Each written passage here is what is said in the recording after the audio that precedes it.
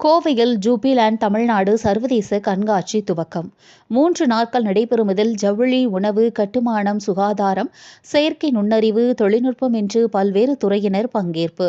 தொழில்துறையினருக்கு புதிய வாய்ப்புகள் வழங்கும் வகையிலும், தொழில்துறை சார்ந்த நவீன தொழில்நுட்பங்களை தெரிந்து கொள்ளும் வகையில் கோவையில் ஜூபிலேண்ட் தமிழ்நாடு சர்வதேச கண்காட்சி மற்றும் உச்சி மாநாடு கொடிசியா அரங்கத்தில் நடைபெற்றது.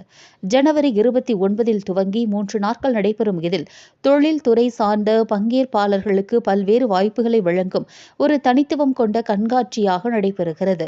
3வது எடிஷனாக நடைபெறும் கண்காட்சியில் ஸ்டார்ட் அப் நிலையில் உள்ள நிறுவனங்கள் முதல் சிறு மற்றும் நடுத்தர அளவில் உள்ள தொழில் நிறுவனங்களை சார்ந்தவர்கள் வரை பங்கேற்றுள்ளனர்.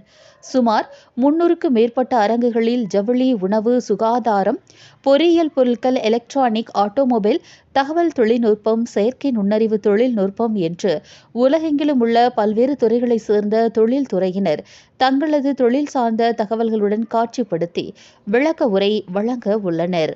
முன்னதாக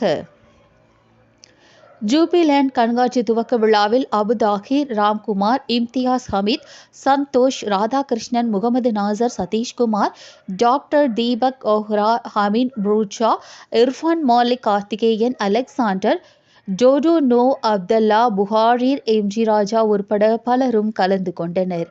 இந்த கண்காட்சியில் பங்கேற்பதன் மூலம் முதலீடு, கூட்டாண்மை, புது வியாபார தொடர்புகளை உருவாக்கிக் கொள்ளுதல் உள்ளிட்ட பல வாய்ப்புகளை பெற்று அவர்களின் வியாபாரத்தை மேம்படுத்திக் கொண்டு வளர்ச்சி அடைய முடியும் என்பதும் குறிப்பிடத்தக்கது.